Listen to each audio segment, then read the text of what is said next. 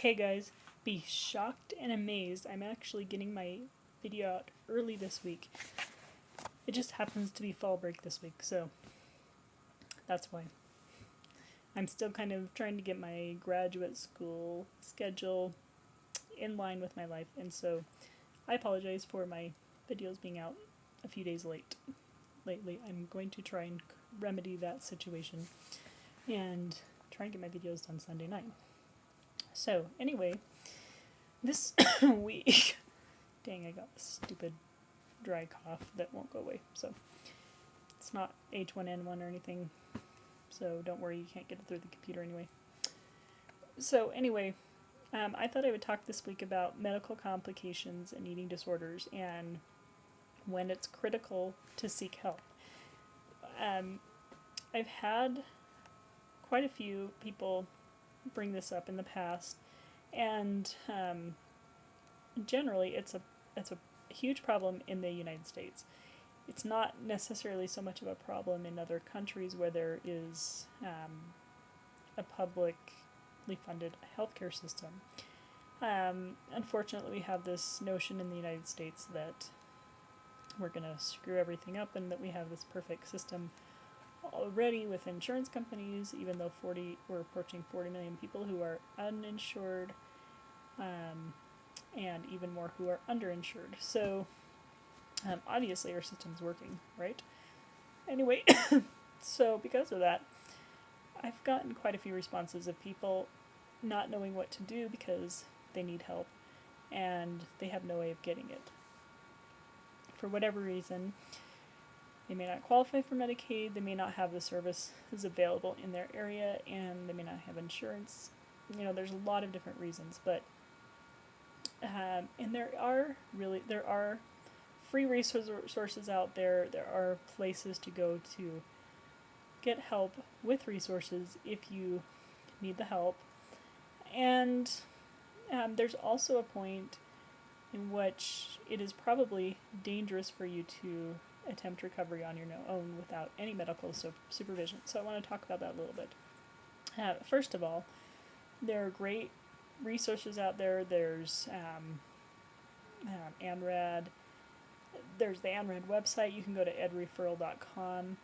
I'm sure that other people will have, those are the ones I can think of off the top of my head, but there are referral sites out there. There's also Eating Disorders Anonymous groups, Overeaters Anonymous groups.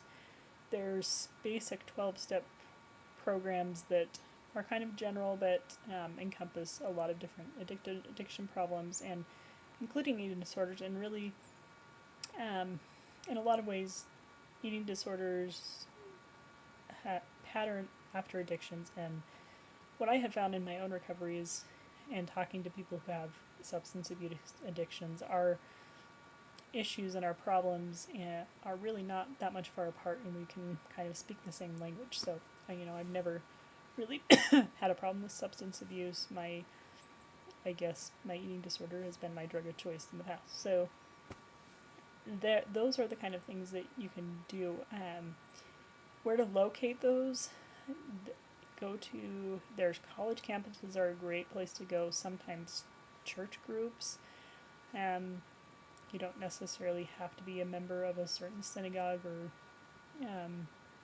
religion to go to a church group for help. A lot of them are charity-based and don't discriminate based on religious beliefs. So those are some good places to go for help.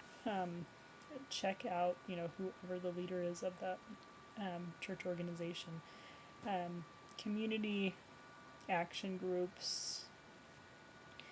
Some of those are your best sources are to go to college campuses. I know on my college campus there's a group. It's called Voice. It's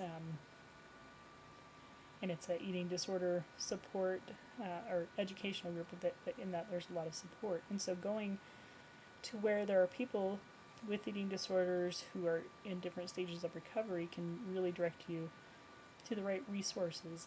If you stay isolated, stay in your shell, it feels helpless, hopeless, and it's a pretty, you think you can't get any help, but really there is help out there but sometimes you have to really ask for it and ask for it and search for it until you find it. Unfortunately, some people do live in areas where it really is not a lot of help. I do know that there are some online 12-step groups, and there are actually really good networking sites for eating disorders. I'm not talking about pro-ana sites. I'm talking about really people who are there to support each other. Even something as little as that can offer support. And look around at your friends and family. Do you have people that you can trust?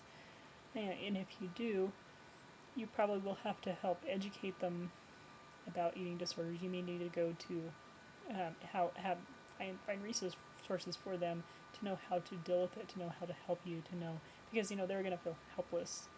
It's just they want you to get better. They're gonna want to get you to get better right away. It's painful to watch somebody with an eating disorder. It's painful to watch recovery. It's painful for the person, and there's guilt issues that are added on top of that because the people that want to love and support them are in pain as well, and they see that and they know that, and it becomes an issue. So I know centerforchange.com. They have a lot of really good resources for families of how to deal with eating disorders, and they've got a lot of printed information that you can get at no cost. So those are good places to start. Now, what are the warning signs?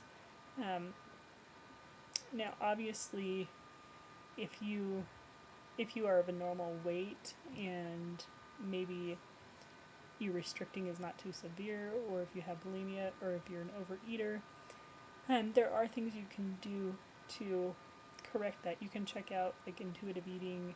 There's a good intuitive eating book. You can start using intuitive eating principles to learn to get reconnected with your hunger signals, and to regulate your eating. But what about if you have been restricting for a long time, and especially if you are of a very low body weight?